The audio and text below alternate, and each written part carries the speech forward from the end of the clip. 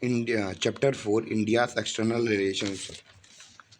A introduction to the India's foreign policy. At the time of India's independence, the global situation was in flux. The world had just witnessed devastation of the World War II. Attempts of creating a new international body for peace had resulted in the formation of the United Nations, and a number of the countries were undergoing the process of decolonization to claim their place as sovereign member of the international community. In the Indian context, the legacy of British rule posed many difficult challenges under holding an independent voice befitting India's size and civilization, along with the ensuring economic welfare guided the conduct of the foreign policy in the initial years. India's efforts to pursue an independent foreign policy were highlighted of post 1947 politics. Nehru played a crucial role in setting the national agenda. He was his own foreign minister, hence, both as a prime minister and a foreign minister, he exercised profound influence in the formulation and implementation of the India's foreign policy from 1947 to 1964. Nehru used foreign policy as an instrument of defend and strengthen India's independence and safeguard her national interest to develop the self-reliance, self-confidence, and the pride of the masses while serving the causes of the world peace and anti-colonialism. India decided to conduct its foreign relations with an aim to respect the sovereignty of other nations and to achieve security through the maintenance of peace. This aim find an echo in the directive principle of the state policy in the article 51 of Constitution promotes international peace and security. The state shall endeavor to promote international peace and security. B, maintain just and honorable relation between nation.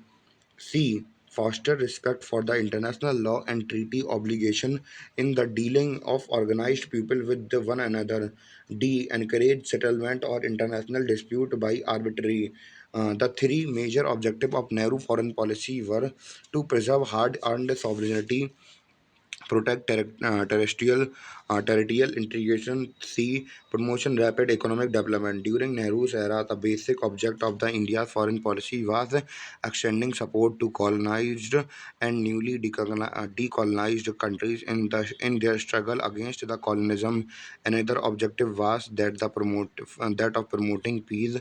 Nehru constantly emphasized that coexistence of countries with different ideologies and different system was a necessity and believed that nobody that had a monopoly on the truth and pluralism was a fact of life. In this context, he outlined which were called Panchasheel to foreign policy. That these were mutual respect for each other, terrestrial integration and sovereignty, non-aggregation, five principle, non-interference in each other internal affairs, equal mutual benefit, and peaceful coexistence.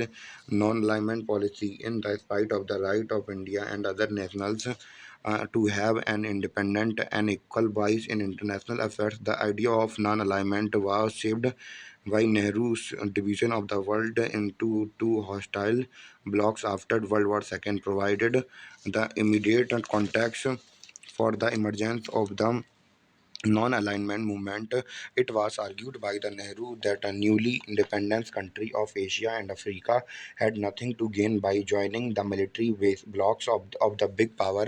This idea eventually culminated in the North Aligned movement. Now, silent feature of the idea of non-alignment. The leaders of the NAM were the firm in their views to expand the area of the peace instead of hostility.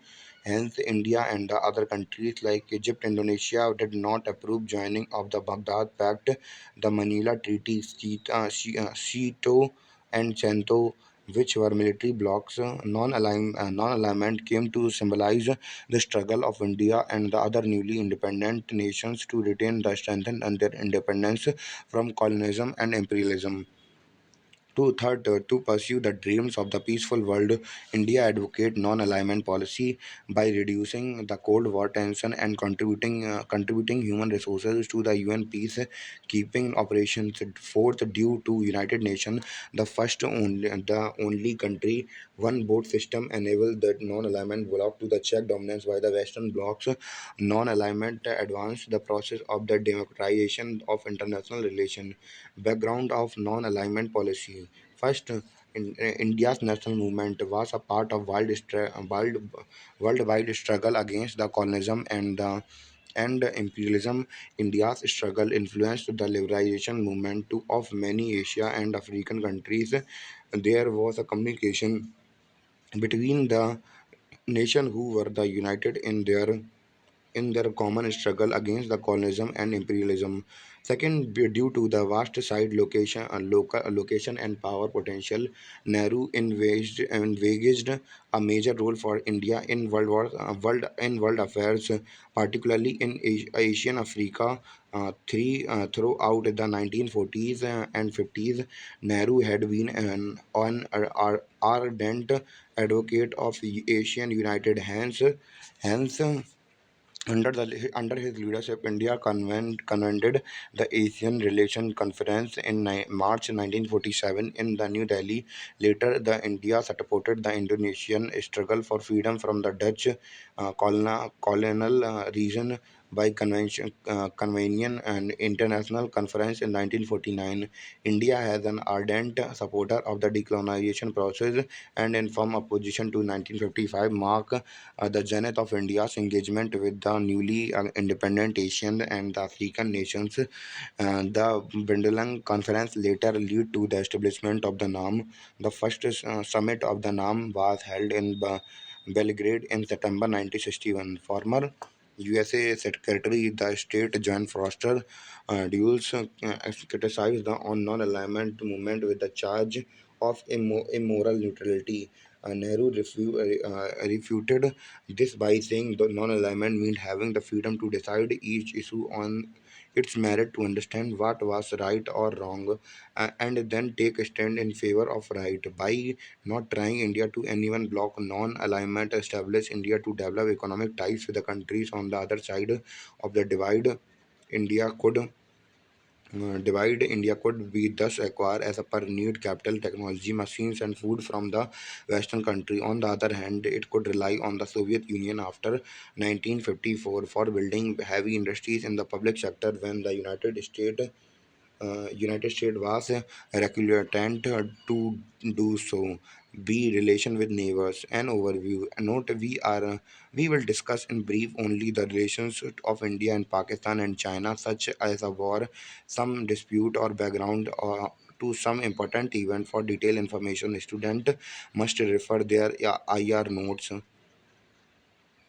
India's relation India's relation with their neighbors were the central concern to her. With Nepal, India signed Treaty of Peace and Friendship in 1915, which gave Nepal unhindered access for commercial transit through India and secured its total sovereignty and making both the countries responsible for each other's security. With Burma, now Myanmar, there was a problem of India settlers which were solved peacefully, even though there was some tension with Sri Lanka. Sri Lanka regards Tamil settlers issue both, but it doesn't become obstacle in the relation. However, with Pakistan and in later years, China and relations suffer with the serious problems. First, relation with Pakistan, strained relation with Pakistan, owing to the bitter experience of partition, further spilled into international realm of the issue of Kashmir. The Pakistan supported tribal invasion of the Kashmir and resultant conflict drew international attention. India has accepted the UN resolution on the ceasefire in spite of its advanced position and agreed to plebiscite in Kashmir, which laid down two conditions for holding plebiscite. A. Pakistan. should withdraw its forces from the state of Jammu Kashmir, and the authority of the Srinagar administration should be restored over the whole state. Above the mentioned first condition was never fulfilled, so there are no publicized there. Meanwhile, Jammu and Kashmir participated in India's general election, and then talk to publicized remained irrelevant. However, Kashmir remained a contention in the bilateral relationship, especially for the Pakistan. The issue was used to needle India in the UN as a Pakistan become an integral part of the US lead Western alliances as a member of CENTO and SEATO. The Kashmir conflict did not prevent cooperation between the government of India and Pak.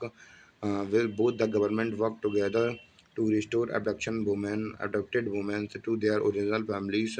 A long-term dispute of the river water sharing was resolved with the World Bank mediation, and the India-Pakistan Indus Water Treaty was signed by Nehru and General Ayub Khan in 1965 war. The Pak still desired for the accession of the Kashmir even after its devastation by Indian troops in 1947.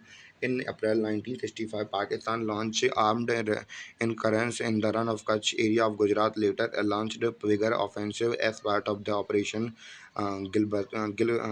Gibraltar in Jammu Kashmir in August and September. In 1965, Pakistan thought that this time is the local population would support the cause of Pakistan, but the plan failed to convince the local people, and Pak could not get the local support.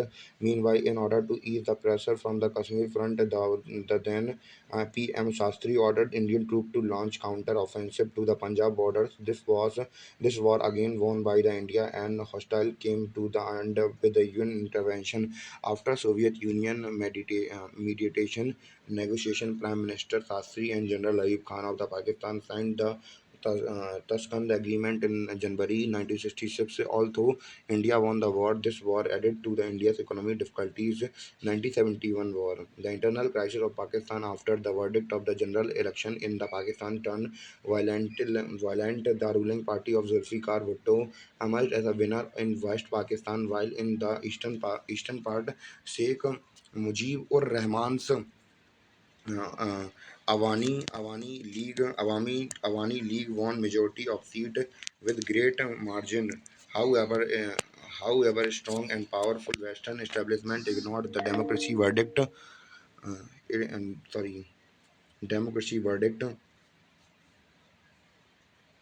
and did not accept the league demand for the federation. Instead of responding to their demand and verdict positively, Pakistan Army arrested Rahmans and unleashed brutal terror activities and suppressed their voices to end them. This means permanently people of Eastern Pakistan started liberation struggle of Bangladesh from Pakistan.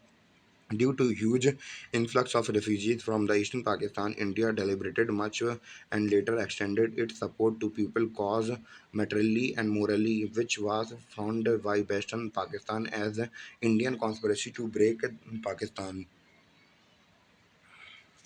The support to Western Pakistan came from the USA and China to quell the people's movement to ensure its safety from the attack of American and Chinese-backed Pak. India signed 20-year treaty of peace and friendship with the Soviet Union even after much diplomatic diplomatic deliberation. It could not achieve the concrete result, and full-scale war broke out in December 1971 on both the western and eastern front with the support of local population in the form of the Mukti Bahini. India Army made the rapid progress and completed the Pakistan troop to surrender in 10 days only. With emergence of Bangladesh as an independent country, India declared a unilateral ceasefire. Later, Simla Agreement of 1972 between Indira Gandhi and Zulfikar Bhutto brought back to the peace between the two nations. Since then, India has argued for similar agreement as a framework within which the dispute between the two countries should be resolved. Kargil War.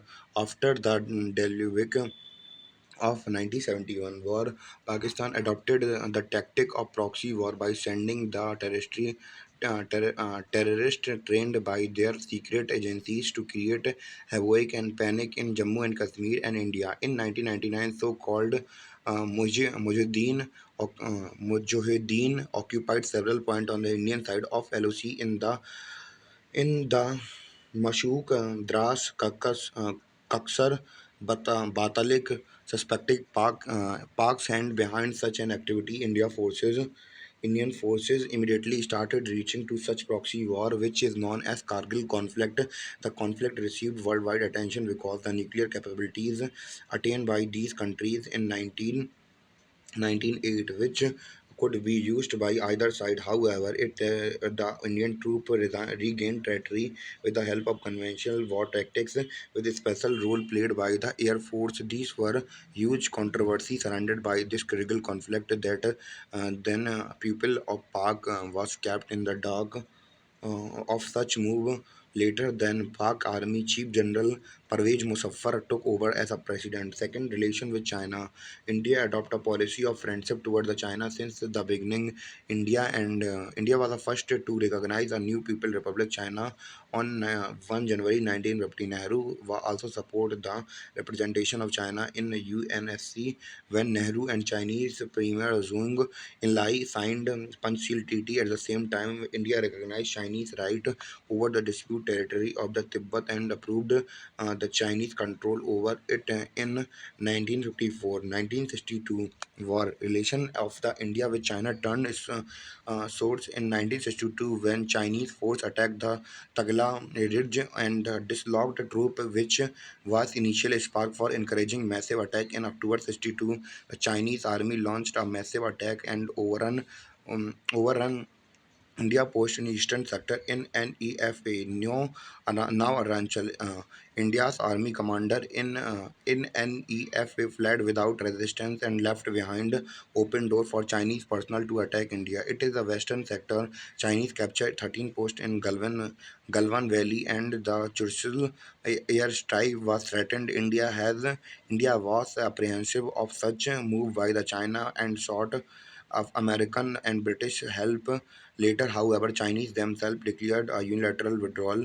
Nothing less, the relation between two nations were strained for years to come after the war. Impact of 1962 war, resources for the economic development of the third five plans were diverted for the defense and India faced very difficult situation in August 1963. India Nehru faced had no confidence motion in Lok Sabha. It introduced a sense of national humiliation and detended India's image at an image and abroad. Nehru was severely criticized for his native assessment of the Chinese intentions and the lack of military preparedness. Relation with the nation remained cold till 1976. India relation resumed in 1976, and later then the foreign minister AP Vajpayee was the first top-up leader who visited China in 1979. See India's nuclear policy here. Nehru had always maintained his strong faith in science and technology for rapid building of the modern India. A significant component of his industrialization plan was the nuclear program initiated in the late 1940s under the guidance of Homi J. Bhabha. The Indian Atomic Energy Commission.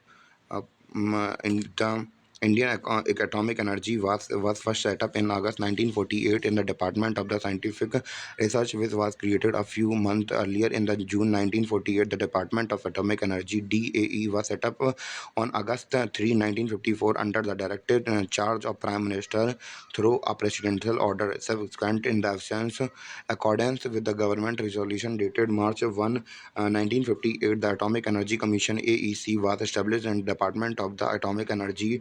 India wanted to use atomic energy for peaceful purpose. Nehru was always against the use of the nuclear weapon, so he preached to all superpower for complete nuclear dis,